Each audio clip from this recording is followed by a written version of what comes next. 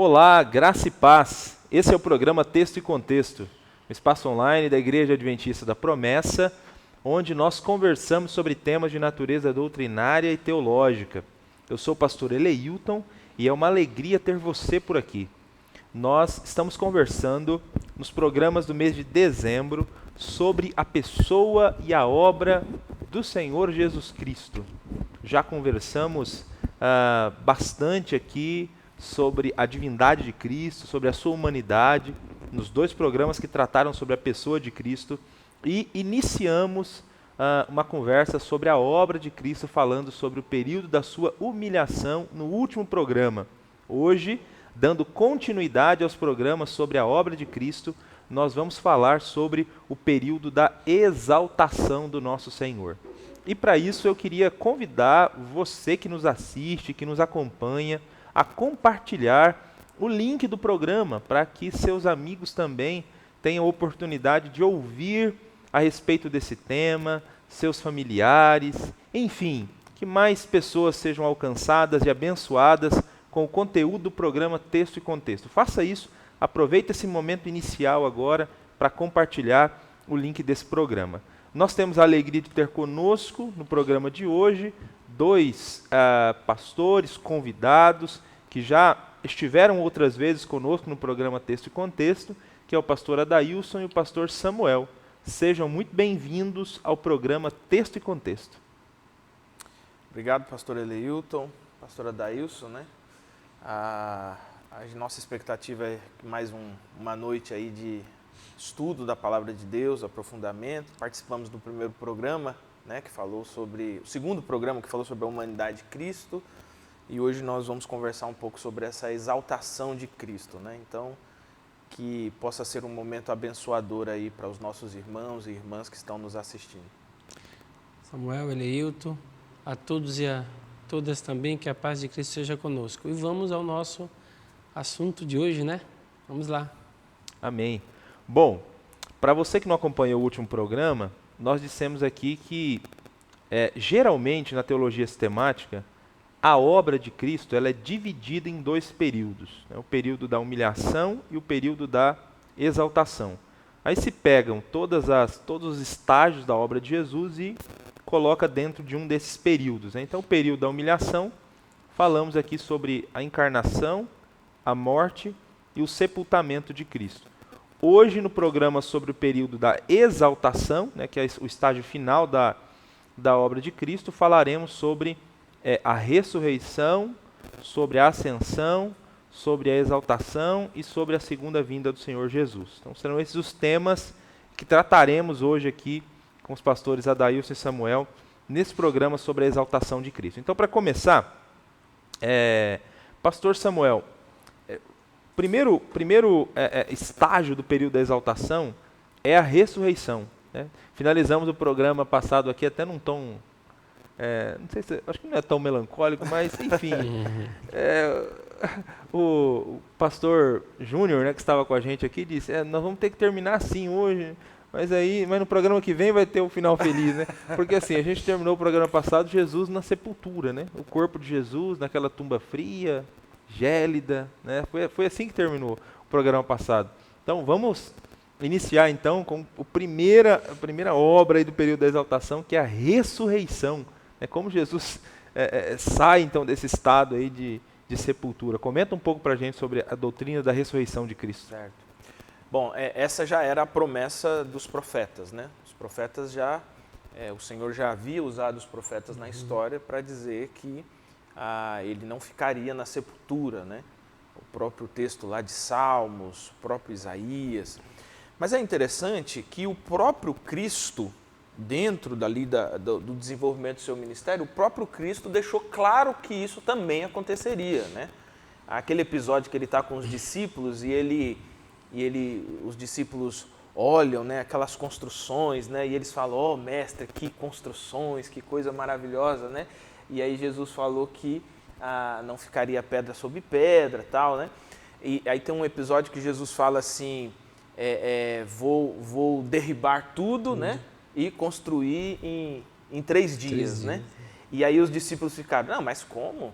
Que isso, rapaz, isso aqui vem da época do fulano, do ciclano, nós estamos há mais de 40 anos edificando esse templo, como assim, em 3 dias, né? E aí a narrativa do texto diz assim, mas Jesus falava do seu corpo, né?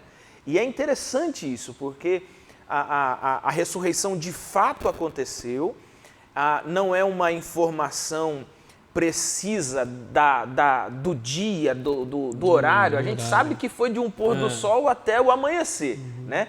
Mas a gente não sabe precisar o exato momento em que isso ocorreu, mas um fato ocorreu, Jesus ressuscitou. E parece que mesmo os discípulos mais próximos de Jesus estavam já, depois de alguns dias, ficaram, poxa, nós fomos... Acho que nós apostamos as fichas no homem errado, né? E quando eles vão à tumba, a informação é interessante, né? Porque quando eles vão à tumba, eles não encontram mais Cristo lá, né? Encontram um anjo, o anjo que dá o relatório. Ó, ele não está mais aqui. Por que vocês estão procurando entre os mortos aquele que está vivo, né? Então Cristo, ele ressuscitou e isso é notório, isso é um acontecimento histórico, é visível, os discípulos tiveram condições de acompanhar todo esse processo. Agora, é importante a gente frisar o seguinte, não é simplesmente uma ressurreição de corpo, não é simplesmente um voltar à vida. A ressurreição de Cristo é um ato profundamente milagroso, é uma realização profundamente milagrosa de Deus.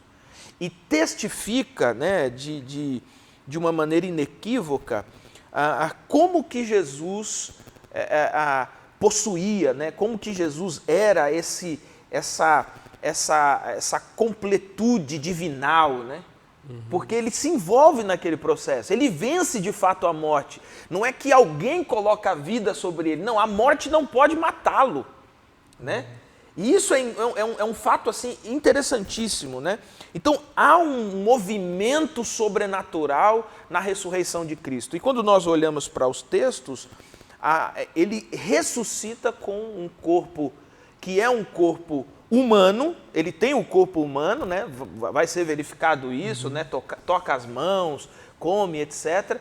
Mas, ao mesmo tempo, ressuscita corpo glorificado, né? Glorificado. Então, esse primeiro estágio, digamos assim, da glorificação de Cristo, da exaltação de Cristo, ele é essencial para a doutrina cristã. Veja que o próprio apóstolo Paulo vai dizer que se nós não cremos, né? Ele vai dizer lá em 1 Coríntios 15, se nós não cremos na ressurreição de Cristo, então desmorona tudo, né?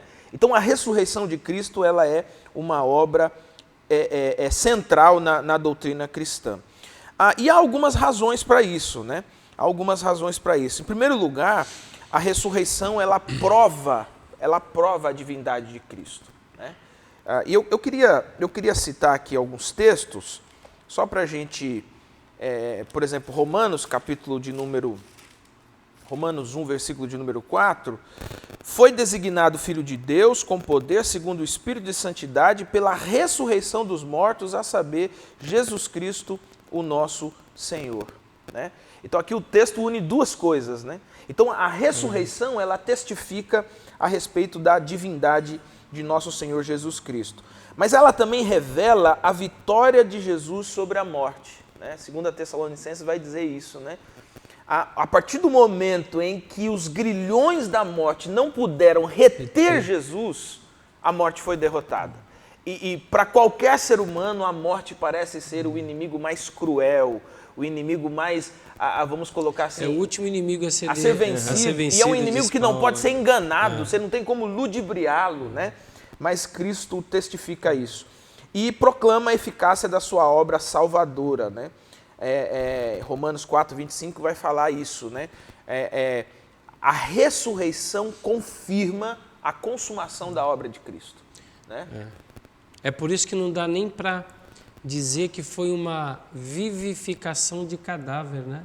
Como Lázaro ou outros exemplos que a gente tem na Bíblia de ressurreição, de vivificação de cadáver. Por quê? Só voltou a viver, né? Voltou a viver, né? no caso do Senhor, e pelos textos que a gente leu, a ressurreição dele, por isso que Paulo chama ele de a primícia, né? Dos que dormem. Porque a ressurreição, o corpo da ressurreição é diferente, né? É diferente. Ele já ressuscita com o corpo glorificado. Sim. Que os cristãos terão no futuro. Então, nesse sentido, ela foi diferente de todas as... Sim. Vivificações anteriores. O senhor chamou de vivificação de cadáver, né?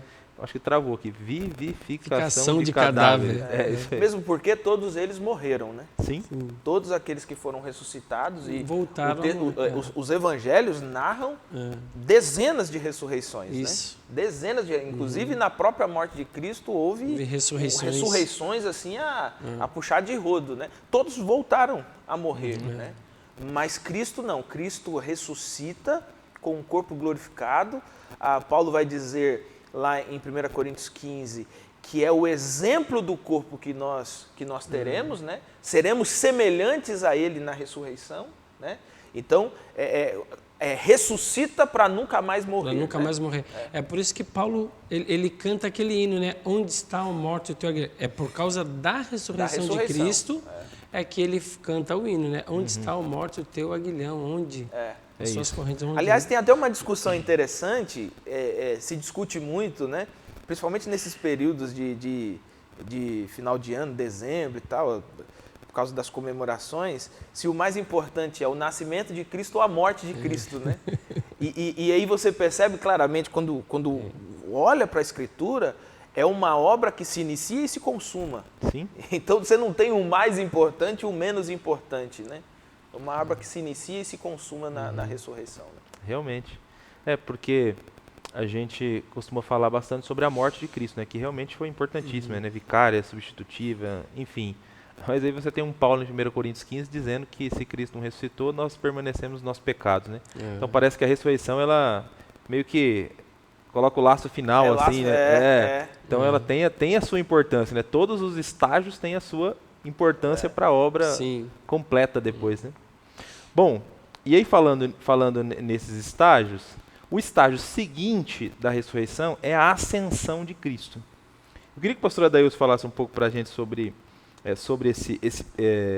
essa parte da obra de Cristo, né, chamada ascensão, e que ele tentasse dizer para a gente também por que a ascensão é importante. Às vezes nós não paramos para pensar também nas implicações teológicas da ascensão de Cristo. Né? A gente só comenta, né? Ele foi ascenso aos céus, mas por que é importante a doutrina da ascensão?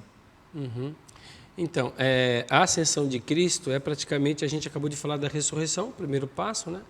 A ascensão é o segundo passo nesse processo da exaltação de Cristo, né?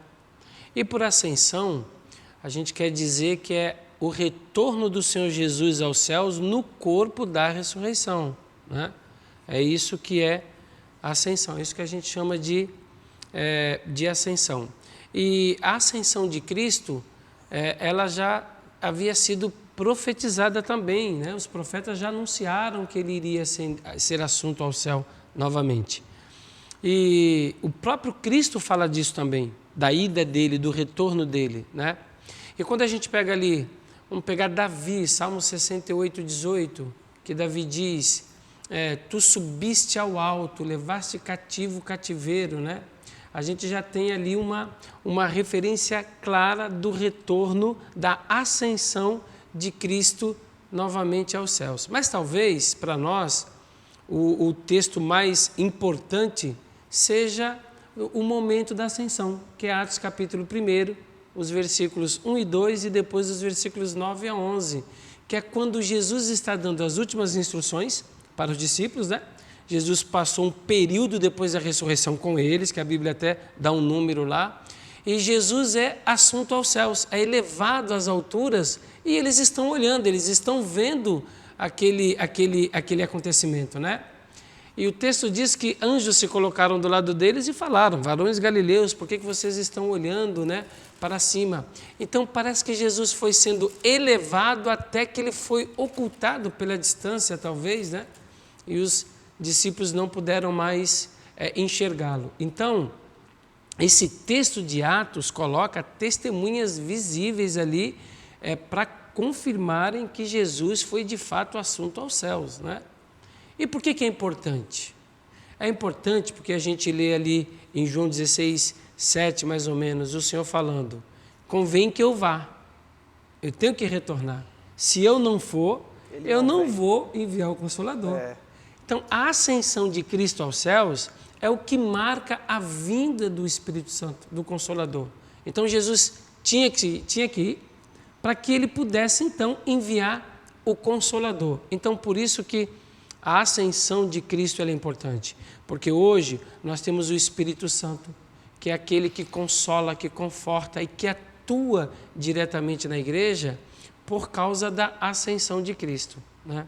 E uma outra coisa interessante também é nessa maneira como Atos capítulo 1 trabalha Jesus sendo elevado às alturas, é porque é quase que um tipo do arrebatamento da igreja. Paulo diz lá em Coríntios, né? Eis que vos digo o mistério, nem todos dormiremos, mas nós seremos arrebatados a encontrar o Senhor nas alturas. Então, por ocasião da volta de Cristo, a igreja vai ser arrebatada. Os que estiverem vivos por ocasião da vinda de Cristo serão arrebatados. E como Jesus ele foi assunto aos céus também, a igreja também vai ser da mesma maneira arrebatada por ocasião da volta de Cristo. Então, por isso que a ascensão de Cristo ela é importante por causa da vinda do Espírito Santo e por anunciar o arrebatamento da igreja por ocasião da volta dele. E é interessante a narrativa de Atos capítulo 1, porque Atos está sendo escrito por Lucas. E Lucas, para escrever Atos, ele registra isso, tanto no Evangelho de Lucas quanto no livro de Atos, ele registra que ele conversou com testemunhas oculares, pessoas que estiveram presentes. Provavelmente Lucas entrevistou pessoas que foram curadas por Jesus. Sim. São mais de 500 presentes ali e o escrito está algumas décadas depois. Muitas dessas pessoas estão vivas, estão vivendo. Elas presenciaram e vivenciaram isso, né? Então é um registro inequívoco, né? Além dos profetas, você tem pessoas que viram isso em loco, pessoas que observaram Jesus desaparecer aos seus olhos. E Paulo ainda vai falar, na época de Paulo vai falar, e dessa multidão ainda tem alguns vivos ainda, né? Então, exato. Paulo fala isso, ó. É como se Paulo estivesse dizendo, quem quiser comprovar a história, né? Aqueles que viram, aqueles que participaram dos diversos momentos narrados pelo Evangelho, Paulo fala, muitos deles ainda estão vivos aí entre nós na Igreja de Cristo daquela época, né? Isso é interessante. Muito bom. Da mesma maneira que Cristo ressuscitou e recebeu um corpo glorificado, nós também o teremos. E da mesma maneira que ele foi ascenso aos céus, é uma prefiguração também do que vai acontecer com a gente um dia. Nós não assistimos Jesus sendo ascenso aos céus, mas um dia todos, né, com a graça de Deus, todos que creem em Jesus, subirão, né? Nós subiremos também um dia e experimentaremos o que na prática, né, o que é a ascensão.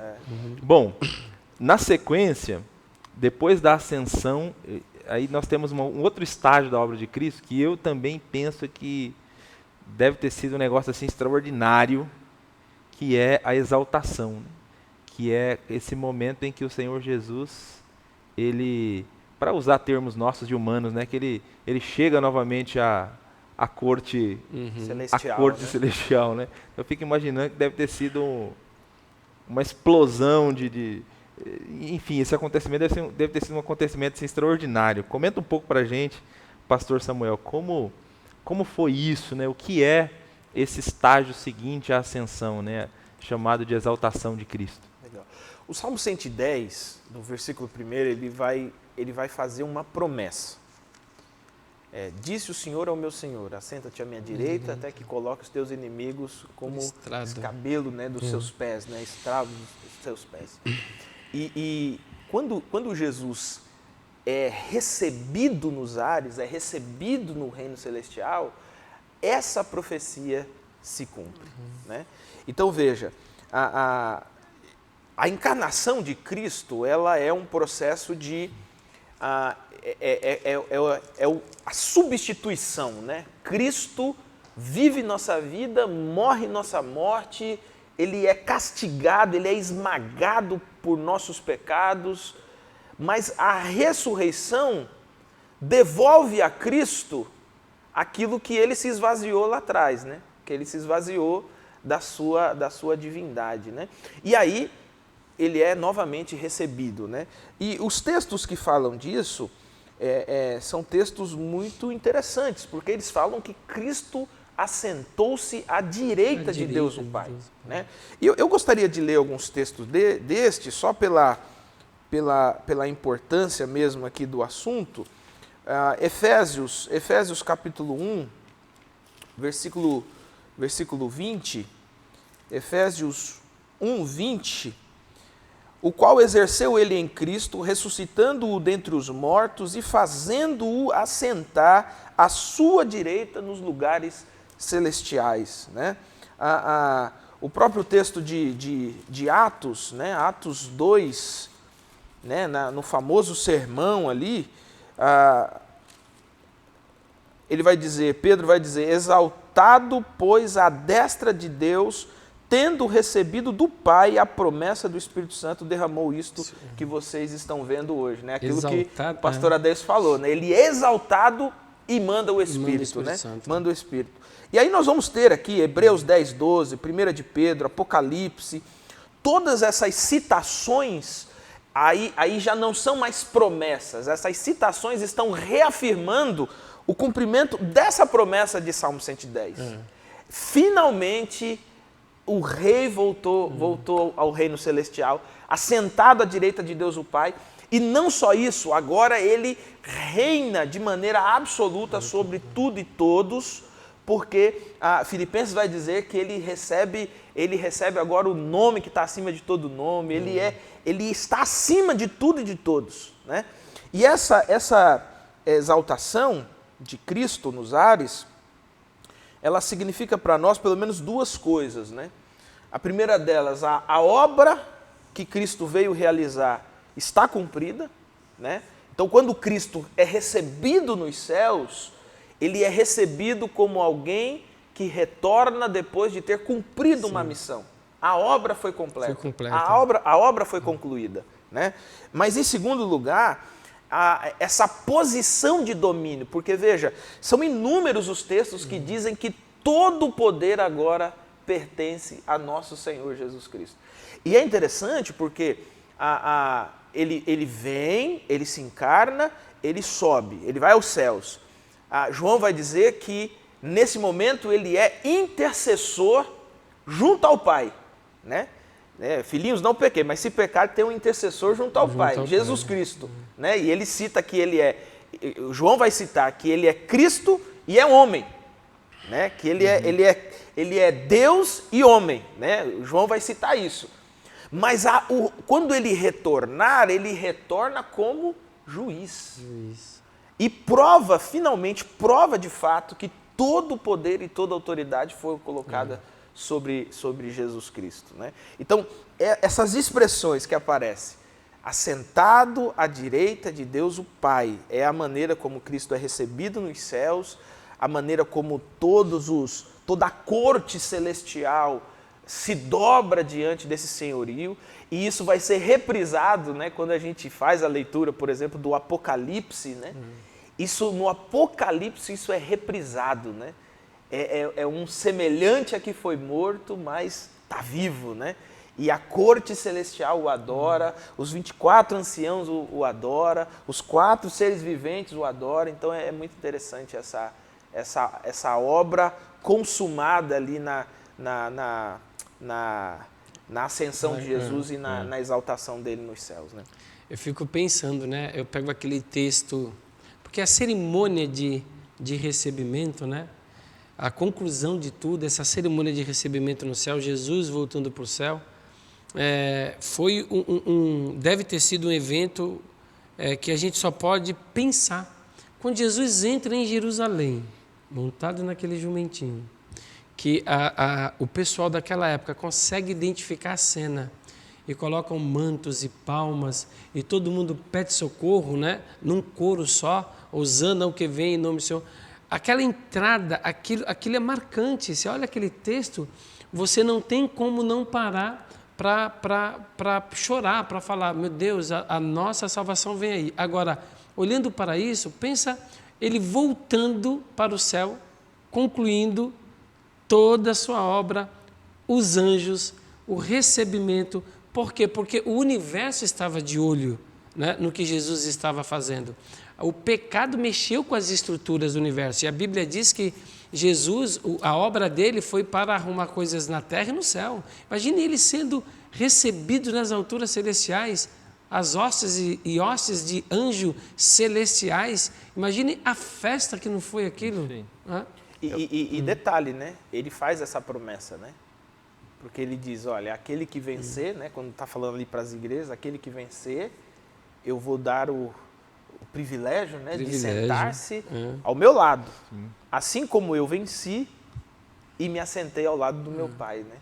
Então, é um lugar, para quem gosta assim, de filmes de época, esses filmes com reis. Sim, e tal, sentar ao lado do rei é uma honra muito grande, né? E envolve um cerimonial muito grande, né?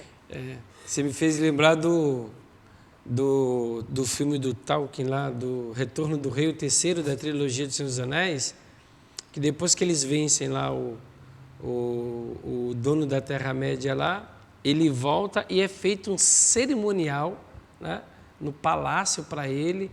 Todas as pessoas de todas as partes vão lá e homenageiam ele. Muito interessante, né? O Retorno do Rei.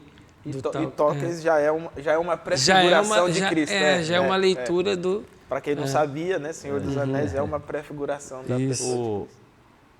Deve ter sido muito bonita essa festa mesmo, né? Porque o filho já tinha pedido para o pai antes, né? Pai, glorifica-me a glória que eu tinha contigo antes que o mundo fosse criado, né?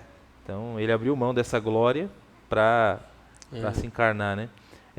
Mas o pastor Samuel falou aqui do Apocalipse, a pastora Adailson falou de Cristo na sua obra derrotando, né, todas as hostes malignas.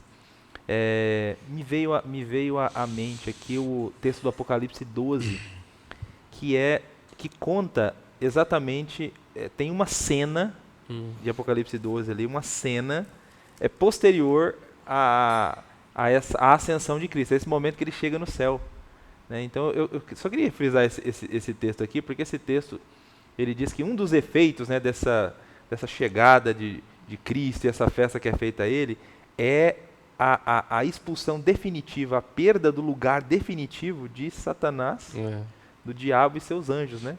Miguel e seus anjos expulsa definitivamente. Tem uma batalha lá, e essa batalha muita gente acha que aconteceu lá no início, que é a batalha lá de quando Satanás caiu, quando ele foi expulso. Não, essa batalha é a batalha que aconteceu pós-ascensão, esse momento que Cristo está voltando para o céu aqui. E aí Miguel e seus anjos expulsam e não achou mais o seu lugar. E aí o texto lá diz assim, e eles o venceram pelo sangue do Cordeiro, provando inclusive que Jesus não é Miguel, né? Que é uma heresia terrível também. Uma heresia daquelas mais grosseiras, né? Chamar Jesus de arcanjo, né? de arcanjo Miguel. Mas é isso, a festa aconteceu e de fato os efeitos foram extraordinários. E Apocalipse 12 usa uma expressão, né? Festejai, né? Festejai, ó céus, festejai terra. É isso aí. Bom, vamos então para o último estágio da exaltação, que é a segunda vinda. Né? Comenta para a gente um pouco, pastor Adailson, como será a segunda vinda do Senhor Jesus. A exaltação já foi gloriosa, né? Esse momento que ele volta às cortes celestiais. E a segunda vinda? O que nos espera nesse último evento? Esse último estágio é chamado pela igreja de a bendita esperança, né? Ou a bem-aventurada esperança do cristão, né? É o retorno do Senhor Jesus, né? Nas nuvens dos céus, com poder e grande glória. Então, o dia, como a gente canta aquele hino, o dia eu não sei, né? Nós não sabemos o dia, nós não sabemos a hora, nós não sabemos que dia será. Mas o evento, né, ele é confirmado nas páginas das Escrituras. Ele vem, é o que diz os textos da Bíblia, né? Toda a Bíblia, ela toda vai afirmar que esse Jesus que foi recebido em cima dos céus, ele há de vir, ele vai voltar, ele vai retornar. Então, essa é uma certeza da igreja. É por isso que nós chamamos de a bem-aventurada esperança dos crentes. E é interessante por quê? Porque a Bíblia deixa claro que esse vai ser um evento visível, né? Vai ser um evento, a Bíblia usa a expressão como um relâmpago que sai do ocidente e se mostra no oriente, assim há de ser a vinda do Filho do Homem. Vai ser um evento público, né? Onde todos o verão. Não vai ser um evento, como alguém já falou, foi um rapto, veio de maneira sorrateira, que ninguém viu. Não. Essa é uma outra heresia. Essa é outra heresia. É visível, Mas como e a diz música, o texto. pastor Adailson? Oi? O senhor falou de música, tem até um hino que fala do pessoal desaparecendo. Sumiu. Isso. Jornaleiro sumiu. Onde está aquele povo barulhento, onde está que não se vê, ou então o mercado está vazio, né? A Bíblia diz que a volta dele vai ser visível e bem visível e pública. E não é escondida, né? Porque os textos afirmam que ela será poderosa. Haverá um estrondo no mundo. O céu passarão como estrondo, né? Estrondo. E vem a trombeta, né? Paulo diz isso aí. Então, vai ser visível. Além de visível, pessoal. Por quê? Porque o próprio Paulo, em Tessalonicenses 4, ele vai falar que o mesmo Senhor, ele usa a expressão, o mesmo Senhor, na sua ordem, ao soar a trombeta, o mesmo Senhor descerá. Então, Cristo, é pessoal a vinda dele, tá? Não vai ser um evento holográfico, né? Hoje em dia, outro dia eu estava vendo que eles têm condições de colocar uma pessoa já falecida, um cantor, Nat King Cole, colocaram para cantar junto com a filha, né? Mas era um holograma ali. Mas não vai ser um holograma, vai ser o Cristo. Vai ser o próprio Cristo pessoal descendo nas nuvens do céu. É o que diz o texto, né? Ele mesmo, ele vem. E glorioso, como a gente já falou aqui. Imagina só, quando a trombeta soar, o Senhor descendo nas nuvens do céu, com milhares de seus anjos. Imagina como não será esse evento, né? Não vai ser uma coisa sem pompa, né? Não, vai ser um evento glorioso. Assim vai se dar o retorno do Senhor Jesus para buscar os seus, né? Por isso que é chamado de a bem-aventurança do cristão. O que é que nós mais almejamos, o que é que nós mais aguardamos, o que é que nós estamos esperando aqui, né? Falando em hino, né? Tem um outro hino que a gente canta que fala assim, guarda, dize quanto falta para o dia alvorecer, né? Vai a noite ainda alta ou já vem o amanhecer, né? Peregrino se desperta ao erguer-se o arrebol, veste os trajes, põe-te alerta, eis após que surge o sol.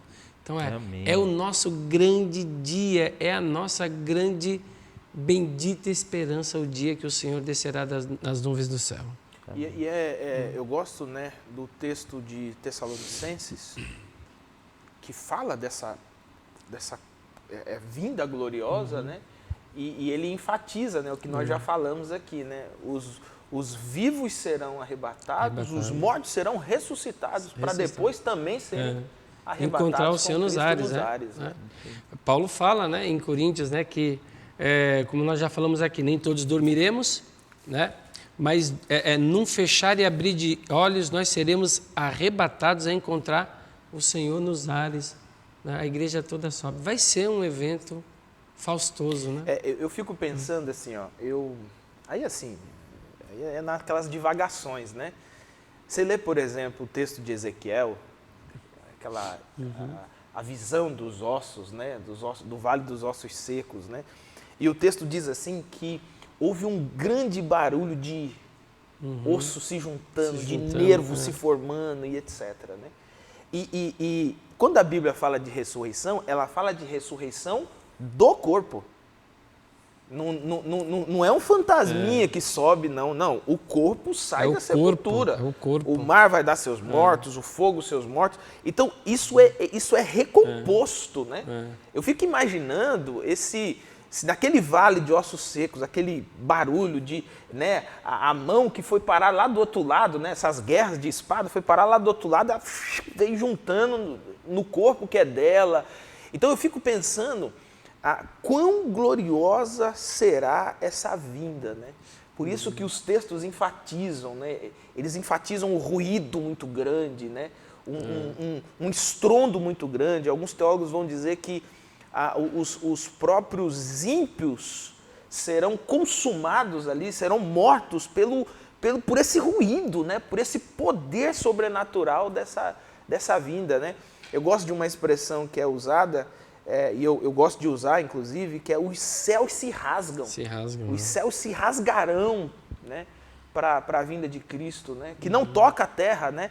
Ele vem, ele desce e nós o encontramos no ar. Né? É um negócio impressionante. Extraordinário. Extraordinário e bonito demais, né? E com que razão, pastor Samuel? Já aproveitando aí essa cena lindíssima, né, que você descreveu, com que propósito Cristo virá? Por que ele está voltando segunda vez a essa terra? Bom, em primeiro lugar, é a hora de acertar as contas. Acerto de contas. Tem uma expressão também muito comum, né, que muitos teólogos usam, que é justamente essa, né? É o acerto de contas, é o comparecer diante do tribunal. A gente sabe, por exemplo, que quando cada ser humano termina a sua vida aqui na Terra, quando ele morre, o seu livro é fechado. Né?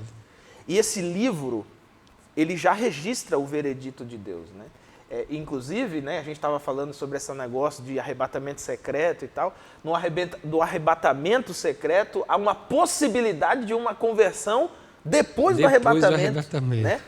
Ou seja... Os derradeiros, tem gente que depois da festa acontecendo, tudo já passado, segundo as... Porque as Escrituras, nós estamos falando de glorificação. Jesus foi ao lado, a igreja que sobe junta. Então, depois dessa festa toda da igreja, vinha uma segunda turma, né? Uma heresia, assim, enfim, a Bíblia nem dá subsídio, né, profundo para isso. Mas é interessante porque... Quando se fala nessa ideia, né, de segunda oportunidade, né, se nega o fato, por exemplo, de que uma vez que você concluiu sua vida, o seu negócio... Eu costumo sempre dizer assim, você fecha os olhos aqui. Então, enfim, é o médico que você viu pela última vez, o rosto da sua esposa, dos seus filhos, enfim, mas os seus olhos se fecham aqui. Mas quando os seus olhos se abrirem novamente, você vai estar diante do Eterno. Né? A próxima visão depois da morte, né, é o Eterno, porque é Ele que vai te ressuscitar. Né? Então, em primeiro lugar, nós temos... Eu lembrei de uma expressão que eu já ouvi, que é assim, alguém já falou assim, se eu não for na primeira ressurreição, eu vou na segunda. Não leu a Bíblia direito, né? Porque a segunda não tem chance, né? Se eu não for na primeira, eu vou na segunda.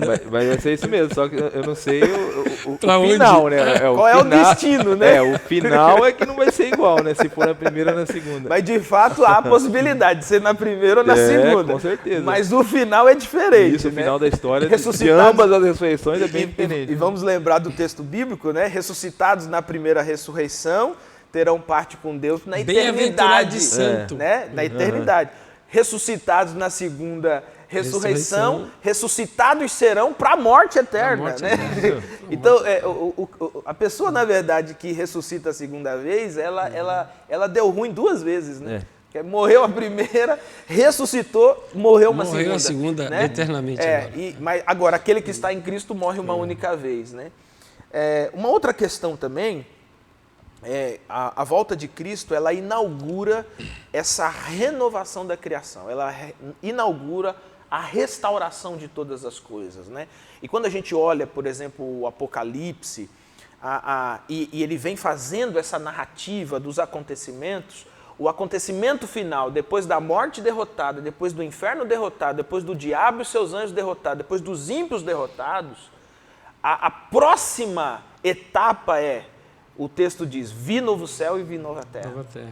Então, o novo céu e a nova terra, ele acontece a partir da volta de Jesus, restaurando todas essas coisas, né? Então, a queda lá com Adão e com Eva, né? Cristo, aí aquela velha máxima da teologia, tem o já e ainda não, né? Cristo já está restaurando a criação, mas ainda não é uma restauração definitiva, completa, né? A volta de Cristo, então, carimba essa renovação, restauração completa de toda a obra da criação. E uma coisa interessante que a gente sempre fala da recriação, mas a gente não explora muito. Mas Paulo fala, em Romanos 8, que a criação geme, porque ela foi subjugada, ela foi sujeitada por causa do pecado também, né? Ela sofre, ela geme. Paulo fala que a criação geme na expectativa da glorificação dos filhos de Deus. Então, a criação toda, há uma expectativa da criação toda, que foi subjugada por causa do pecado, com a restauração, a recriação em Cristo, né? Uma coisa interessante, por isso que eu falo que não é simples, né? Quando você lê o C.S. Lewis em Crônicas de Nárnia, no primeiro livro, que ele vai falar como é que Aslan cria as coisas. É interessante porque Aslan cria cantando e a cada tom que ele sobe, uma coisa é criada. A cada tom que ele sobe, outra coisa é criada. A cada tom que ele sobe, outra coisa é criada. Então, é no belo, é no lindo que as coisas são criadas. É dessa maneira, é no canto do Criador Todo-Poderoso, né? E a recriação, ainda que a gente passe e fale que tudo vai ser recriado, mas quando a gente para pensar hoje na criação em si, que foi subjugada sujeitada por causa do pecado, e há promessas de uma recriação nela também, e ela entende, ela tem aquela expectativa de não ver a hora dessa recriação, vai ser uma coisa também gloriosa da parte de Deus em relação a toda a criação, né? E em terceiro lugar também, você tem a exaltação da igreja, né? Porque os textos enfatizam que a volta de Cristo, e ele usa essa imagem do casamento no Oriente, né? Essa ideia do noivo vem, sela a aliança, o cálice é tomado, o noivo volta. Veja que Jesus usa essa expressão em João 14, né? A noiva espera. Ele fala, eu vou, e quando eu for, eu vou preparar o lugar, e quando eu preparar o lugar, voltarei. E essa era a rotina do casamento. O noivo vai para a casa do pai, o pai dá um pedaço de terra, ele constrói a residência, em torno de um ano construindo, ele volta para buscar a noiva. Só que ele não avisa quando vem buscar a noiva. Por isso que tem os olheiros, por isso que tem as damas, né, as damas de honra, todas elas estão alertas, né? Por isso que tem aquela parábola, né, das virgens loucas, as virgens loucas e as virgens sábias, né? Porque o noivo veio e elas não tinham luz para iluminar, né? Então veja, o noivo então finalmente vem para se casar com a sua noiva. E a noiva de Cristo é a igreja. É a igreja. Quando a gente lê, por exemplo, Apocalipse 19, ele deixa claro que essa igreja, que a noiva de Cristo, né, ela é surrada, ela é espancada, ela é perseguida, tentam acabar com ela, tentam matar ela, mas o final mesmo dela não é a destruição. O final dela é as núpcias com o Cordeiro, é as núpcias com Cristo, né? Graças a e Deus. Isso e aí, assim, eu queria, inclusive, enfatizar um outro detalhe aqui. A gente tem hoje em dia esse movimento, né, de pessoas que dizem que elas não precisam de igreja, né? Eu não preciso de comunidade, a igreja sou eu, né? Como se esse singular fosse aplicável à Escritura, né? Veja que Jesus volta para buscar a igreja, que é plural, né, coletivo. Ele volta para buscar o seu povo, que é coletivo. Ele volta para buscar os filhos, que é coletivo. É sempre coletivo, sempre coletivo. Essa ideia de indivíduo sendo salvo, não. A salvação, ela é pessoal. Deus salva a pessoa, mas ela está inserida numa coletividade, ela nunca é individual. Então, essa volta de Cristo, ela marca esses episódios, né? O acerto de contas, Cristo finalmente restaurando para sempre toda a criação. Se ele vem buscar a igreja, e como é que fica sem igreja? Se ele vem buscar a igreja, como é que eu fico sem igreja? Né? Aliás, isso dá um bom tema de livro, né, cara? Verdade. Se Cristo vem buscar a igreja, como fico sem igreja? Sem igreja. Mas é isso, irmãos, graças a Deus.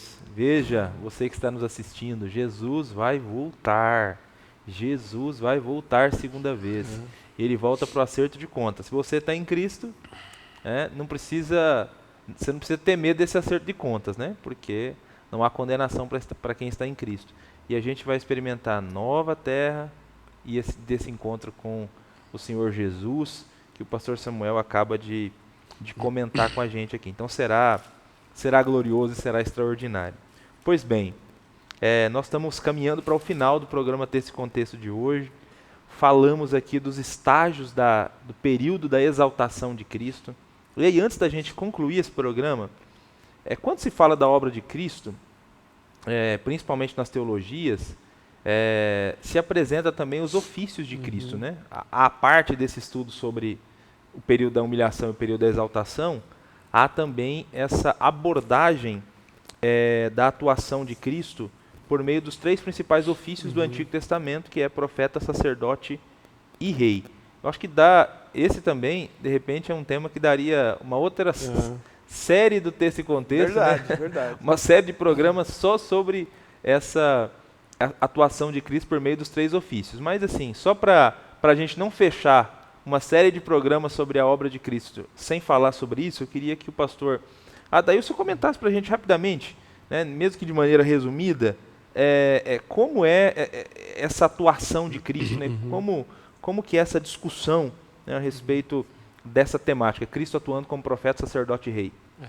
Cristo preencheu, né, essas 3 funções e a gente lê isso é claro nos evangelhos e não só apenas nos evangelhos, né?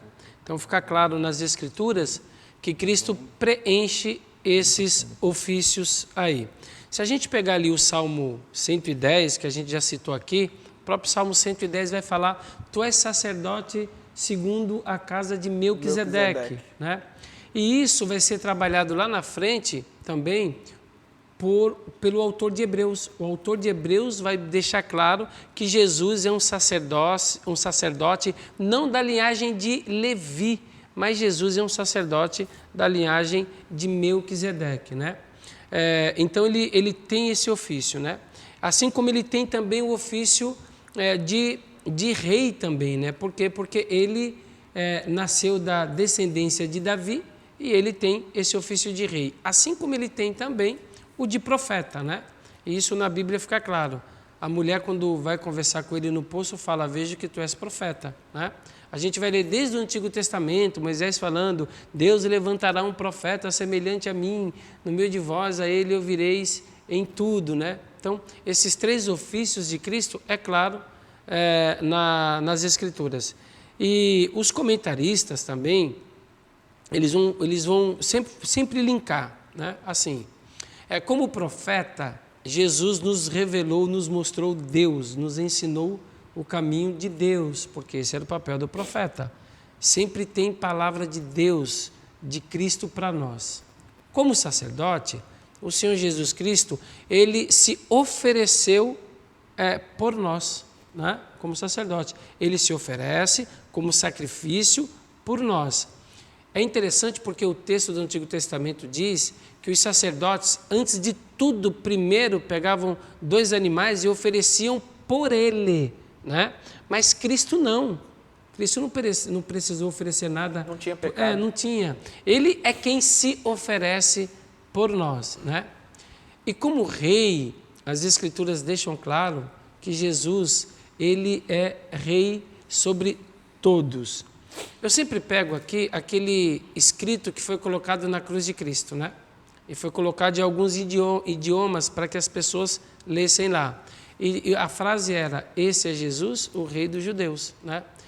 Mas ali tinha uma verdade. De fato, ele estava sendo identificado. De fato, aquela placa que foi colocada na cruz era uma verdade. Jesus é rei. E como rei, não só dos judeus, mas é rei sobre todas as casas, sobre todos os reinos e reis, é Jesus Cristo. Então, essas três funções, a Bíblia deixa claro que Jesus, ele acabou desempenhando as três funções, né? Profeta, sacerdote e rei. Ele é Senhor dos senhores. Ele é rei. Né? Amém. Glória Amém. a Deus. Graças a Deus por isso. É isso, meu querido irmão, minha querida irmã, você que nos acompanha. Estamos chegando ao final dessa temporada do programa Texto e Contexto, em que nós falamos sobre a pessoa e a obra do Senhor Jesus. Eu espero em Cristo que esses programas tenham lhe ajudado a aumentar ainda mais a sua admiração, seu respeito e o seu temor pelo Senhor Jesus Cristo, né? O nosso Senhor que reina e que governa sobre tudo e sobre todos. Estamos então caminhando para o final. Eu queria pedir, nesse momento, para o pastor Samuel apresentar um desafio final àqueles que nos acompanharam até aqui e logo na sequência o pastor Adailson, que ele orasse por nós e colocasse a vida de todos nós diante de Deus. Amém. Jesus viveu, Jesus veio, viveu, morreu, ressuscitou, está glorificado à destra de Deus, o nosso Pai. E o que isso significa para a gente? Em primeiro lugar, em tempos como estes que nós estamos vivendo, que você está vivendo, que nós temos perdido pessoas que amamos, tempos como esse em que nós estamos preocupados se a nossa vida será ou não será poupada, em momentos de violência como o que vivemos, corrupção, a realidade nua e crua que nós vivemos no nosso dia a dia, tudo isso aponta e deve nos apontar para uma chama de esperança no nosso coração. E essa esperança está no fato de que a morte não tem a última palavra. No dia em que Jesus rompeu os grilhões da morte, no dia em que Jesus rompeu com a sepultura, ele estava dizendo que ainda que sofrimentos e dores nos venham, não possuem a última palavra. Que o seu coração se encha de esperança em saber que há um Deus que não só está olhando você, mas há um Deus que se misturou com você, há um Deus que está olhando e cuidando de você. Mas em segundo lugar, eu queria, como aplicação, dizer o seguinte: ainda que haja essa persistência de violência, de maldade, de injustiças, Jesus Cristo, o nosso Senhor, vai voltar. Preste atenção nisso. Jesus Cristo vai voltar. Como disse o apóstolo Pedro, há quem diga que ele está demorando demais, mas não entrem nessa. Cristo vai vir no tempo certo, no momento certo. Jesus vai voltar. E quando Jesus voltar, Jesus julgará a maldade, a injustiça, mas Jesus também recompensará todos aqueles que foram fiéis até o fim. Aquele que for fiel até o fim, dar-te-ei a coroa da vida. Amém. Há um tesouro precioso para nós, há um tesouro que nós não podemos contar humanamente, guardado, reservado nessa linha de chegada, aonde está Jesus Cristo, o nosso Senhor, para nos encontrar. A volta de Jesus fala de um novo tempo. E eu queria encerrar fazendo essa leitura. Vi novo céu e nova terra, pois o primeiro céu e a primeira terra passaram e o mar já não existe. Vi também a cidade santa, a nova Jerusalém, que descia do céu da parte de Deus, ataviada como noiva, adornada para o seu esposo. Então ouvi grande voz vinda do trono dizendo: eis o tabernáculo de Deus com os homens, Deus habitará com eles, eles serão povos de Deus, e Deus mesmo estará com eles, e lhes enxugará Essa é uma promessa fiel. E lhes enxugará dos olhos toda lágrima, e a morte já não existirá. Já não haverá luto, nem pranto, nem dor, porque as primeiras coisas passaram. E aquele que está assentado no trono disse: eis que faço novas todas as coisas. E acrescentou: escreve, porque estas palavras são fiéis e verdadeiras. Amém. Que você segure o seu coração agarrado em Jesus, porque Jesus vai voltar. E quando Jesus voltar, eu quero me encontrar, eu quero estar também com você nesse reino celestial do nosso Cristo. E aí viveremos para toda a eternidade, glorificando o nome daquele que veio, daquele que morreu, ressuscitou e agora é digno de glória para toda a eternidade. Vamos orar? Oremos. Meu Deus, muito obrigado, Senhor, pelo estudo da cristologia sobre a exaltação de Cristo. Obrigado, Deus. Pai, que o estudo, Senhor, desta noite encha os nossos corações de alegria. Senhor amado, nos conforte também, Senhor, e nos dê esperança. Que nos encha, Senhor, da esperança para que a gente continue firmes, Senhor, ó Deus, aguardando a bem-aventurança do crente, Senhor, que é o retorno do nosso Senhor e Salvador Jesus Cristo. Que a gente não desista, Senhor, que a gente não abandone o caminho, que a gente não pare, Senhor amado, ó Deus, Pai eterno, na nossa caminhada, na nossa jornada, Senhor. Ó Deus, que os textos lidos, que o estudo de hoje, Senhor amado, ó Deus, nos incentive a continuarmos firmes, Senhor, ó Deus bendito, na expectativa do retorno do nosso Senhor e Salvador Jesus Cristo. Nos alimenta, Senhor, nos fortalece, ó Deus, com o estudo da noite. É oração em nome de Cristo Jesus. Amém, Senhor. Amém, amém. Glória a Deus. Amém. Pastor Adailson, pastor Samuel, muito obrigado pela ajuda. Você que nos acompanhou até aqui, que o Senhor continue guardando e abençoando a tua vida também. Antes de finalizar o programa de hoje, queria apresentar aqui dois recados. O primeiro deles ligado à lição bíblica. Nós estamos na última semana do ano. A partir do próximo sábado nós estaremos estudando uma nova lição. Então meu convite para você é, se você ainda não adquiriu a nova lição bíblica, faça isso. Uma igreja para a cidade, o desafio da missão urbana. A partir do próximo sábado nós estaremos estudando esta lição bíblica. Então, se você não adquiriu, acesse agora mesmo a loja da Editora Promessa, editorapromessa.com.br. Segundo recado que eu queria dar para você é sobre o programa Texto e Contexto.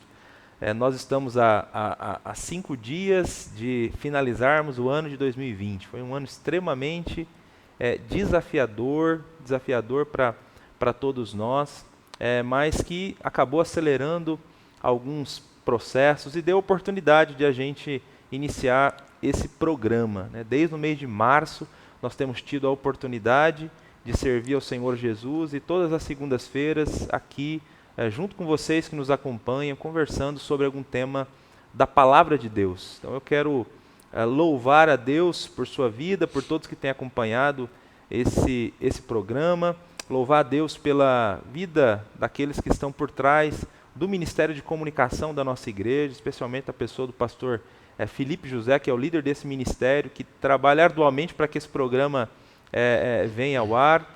E quero dizer para você que nesse primeiro mês de 2021, nós não teremos os programas Texto e Contexto. Nós vamos fazer uma pausa agora no mês de janeiro, para voltar com tudo, animado e com novidades a partir de fevereiro. Então, a partir de fevereiro, nós iniciaremos novas temporadas do programa Texto e Contexto. Nesse programa de janeiro, nós não teremos, então, programa Texto e Contexto. Que Deus abençoe a sua vida, tenha um ótimo início de ano junto com a sua família, que o Senhor possa lhe dar um ano de 2021 abençoado, a despeito das lutas e a despeito daquilo que nos aguarda e nos reserva para esse próximo ano. Sigamos firmes, confiando em Jesus Cristo, confiando naquele que por nós morreu e ressuscitou. Que Deus lhe abençoe.